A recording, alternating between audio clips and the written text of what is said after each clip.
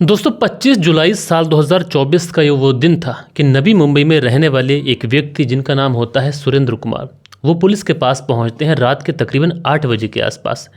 And police के पास जाने के बाद में सुरेंद्र कुमार बताते हैं कि उनकी जो बेटी है ये बेलापुर की एक प्राइवेट कंपनी में नौकरी करती है, डाटा एनालिसिस की जॉब करती है और रोज़ सुबह की तरह वो आज सुबह भी अपनी ड्यूटी पर गई हुई थी। लेकिन सुबह के तकरीबन 11 बजे के आसपास वो अपनी ड्यूटी से छुट्टी लेकर घर वापस आ जाती है एंड उसके बाद में अपने दोस्तों से मिलने के लिए चली जाती है। लेकिन उसके बाद से मैं कई बार उसका मोबाइल नंबर ट्राई कर चुका हूँ, ना उसका मोबाइल नंबर लग रहा है और ना मेरी बेटी की कहीं से भी कोई खबर मिल रही है। आगे ये पता पुलिस को ये भी बताता है कि उसकी बेटी आज से पहले कभी भी बिना बताए घर से गायब नहीं हुई, आज पहली बार ऐसा हुआ है।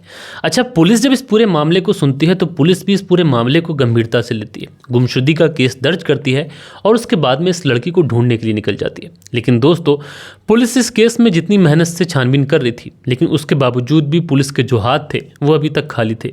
25 जुलाई साल 2024 का ये वाकया था। 25 जुलाई का दिन गुजर जाता है, उसके बाद में रात गुजर जाती है, लेकिन बच्ची के बारे में कुछ पता नहीं था। उसके बाद में दिन आ जाता है 26 जुलाई साल 2024 का। एंड दोस्तों, 26 जुलाई साल 2024 को ही अचानक से पुलिस थाने में एक शख्स का कॉल आता है और ये शख्स बताता है कि साहब, नवी मुंबई में एक जगह लगती है कोट नाका और इसी इलाके के अंदर एक महिला की डेड बॉडी पड़ी हुई है। अब जैसे ही पुलिस को ये सूचना मिलती है, पुलिस तुरंत जाती है, उस डेड बॉडी को अपनी कस्टडी में लेती है। साथ के साथ ये जो सुरेंद्र कुमार होते हैं इनको भी इन्फॉर्म कर देती है, क्योंकि कल रात ही सुरेंद्र कुमार ने अपनी बेटी की गुमशुदगी की रिपोर्ट लिखाई थी और जैसे ही सुरेंद्र कुमार आते हैं तो वो तुरंत अपनी बेटी की शिनाख्त कर लेते हैं उसके कपड़ों के आधार पर और ये कहते हैं कि ये कोई और नहीं बल्कि उनकी ही बेटी यशस्वी शिंदे है। एंड उसके बाद में पुलिस उस लड़की की डेड बॉडी को पोस्टमार्टम के लिए भेज देती है। डेड बॉडी जब पोस्टमार्टम के लिए भेजी जाती है तो उसमें पता चलता है कि इस लड़की के पहले तो इसके जिस्म पर काफ़ी ज़्यादा चोटों के निशान मिले हैं और उसके बाद में चाकुओं से गोद कर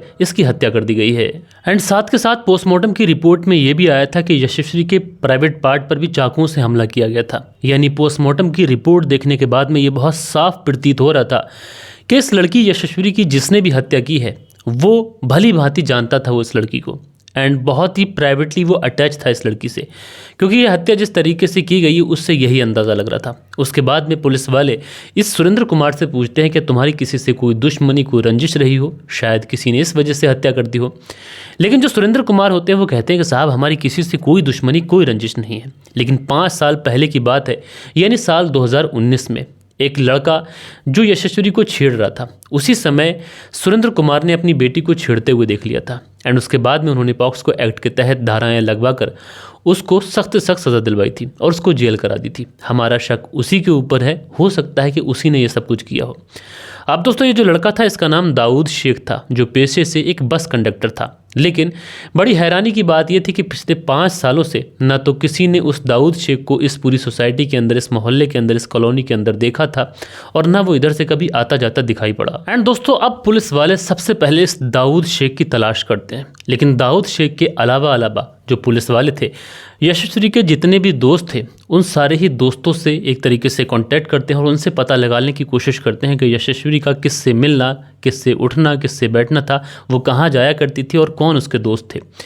तो यशस्वी की एक दोस्त बताती है कि जिस दिन वो गायब हुई थी उससे एक दिन पहले, यानी 24 जुलाई साल 2024 को यशस्वी ने उससे बताया था कि वो एक लड़के से मिलने जा रही है। लेकिन एक लड़के से मिलने जाने के पीछे उसने ये बताया था कि उसको उससे मिलते हुए बहुत ज़्यादा डर लग रहा है। अब पुलिस को इस संदेह हो जाता है कि यशस्वी अपने दोस्तों से मिलने नहीं बल्कि उसी दाऊद शेख से मिलने के लिए गई थी। लिहाजा पुलिस वाले उसके रास्ते में जितने भी सीसीटीवी फुटेज पड़ते हैं उन सारे ही सीसीटीवी फुटेज को खंगालने लगती है। एक सीसीटीवी फुटेज में जो यशस्वी थी ये छाता लगाए हुए फ़ोन से बात करते हुए वहाँ से जाते हुए दिखाई पड़ती है। एंड अगली ही फुटेज में यानी 7 से 8 मिनट के बाद दूसरी फुटेज में एक लड़का जो कि बहुत तेज़ी के साथ में यशस्वी को फॉलो कर रहा था और इस लड़के के बारे में जब पता लगाया जाता है तो ये कोई और नहीं बल्कि वही बस कंडक्टर दाऊद शेख था, जिसको यशस्वी के पिता ने 5 साल पहले पॉक्सो एक्ट के तहत जेल करा दी थी। अब पुलिस को ये समझने में देर नहीं लगती है कि इस पूरे कत्ल के पीछे इसी दाऊद शेख का हाथ है। लिहाजा पुलिस वाले अब इस यशस्वी की कॉल डिटेल्स वगैरह खंगालते हैं ताकि इससे ये चीज़ें और ज़्यादा कंफर्म हो जाएं। अब जैसे ही कॉल डिटेल्स निकाली जाती है तो यकीनन दोस्तों पुलिस का जो शक था वो यकीन में बदल जाता है। इस कॉल डिटेल्स में यशस्वी जिस नंबर पर सबसे ज़्यादा बात किया करती थी उस नंबर के बारे में जब पता निकाला जाता है तो पता ये चलता है कि ये नंबर किसी और का नहीं बल्कि उसी बस कंडक्टर दाऊद शेख का था। अब यहाँ पर पुलिस जो थी वो सबसे पहले दाऊद के मोबाइल की लोकेशन ट्रैक कर उसके गांव कर्नाटका पहुंच जाती है एंड वहां से दाऊद को अरेस्ट कर लिया जाता है। अरेस्ट करने के बाद में जब दाऊद को लेके आया जाता है तो यहाँ पर एक बहुत बड़ा खुलासा होता है। दरअसल पुलिस अब तक ये समझ रही थी कि दाऊद ने शायद बदला लेने की वजह से यशस्वी का कत्ल कर दिया, लेकिन यहाँ पर कुछ और था। दरअसल दाऊद बताता है कि जब यशस्वी के पिता ने उसको जेल कराई थी तो उस समय दाऊद की गलती नहीं थी बल्कि यशस्वी और दाऊद एक दूसरे के अच्छे फ्रेंड थे और एक दूसरे के साथ में रिलेशनशिप में थे।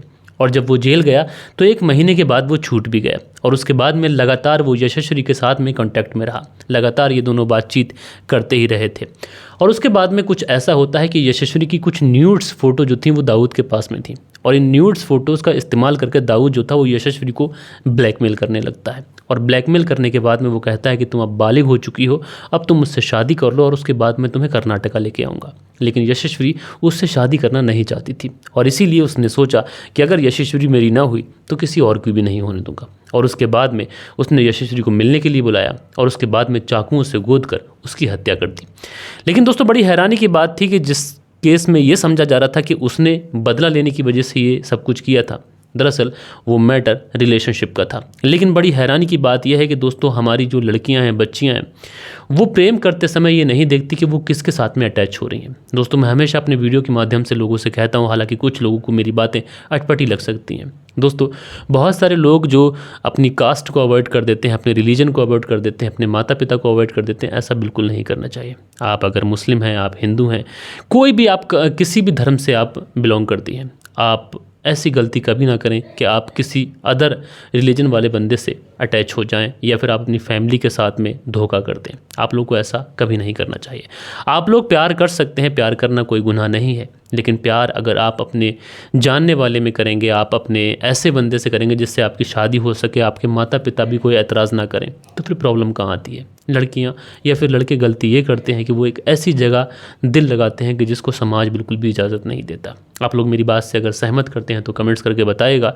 बाकी दोस्तों ऐसे लोगों को क्या सज़ा मिलनी चाहिए, दाऊद जैसे लोगों को फांसी होनी चाहिए, क्या होनी चाहिए, आप लोग कमेंट्स करके बताइएगा। बाकी दोस्तों मिलते हैं कल के दिन किसी और स्टोरी के साथ में। जब तक के लिए अपना ख्याल रखें, देश का ख्याल रखें, परिवार के रिश्तों की अहमियत को समझें। जय हिंद, जय भारत।